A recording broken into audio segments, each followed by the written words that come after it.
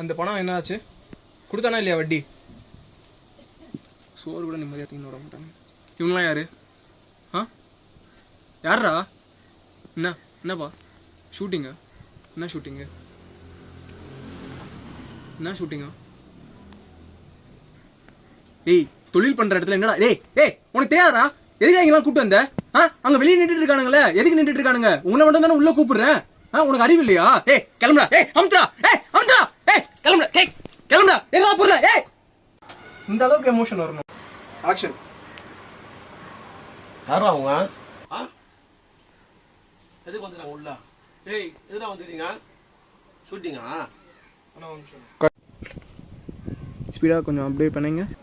இவன் கூப்பிட்டதுனால நீங்கள் அவனை உள்ளே கூப்பிட்றீங்க. Okay, that's fine. யாருங்க என்ன பிரச்சனை? சாப்பிட வந்திருக்கீங்க. உங்கள் வேலை எப்போ பார்த்தாலும் டென்ஷனான வேலை.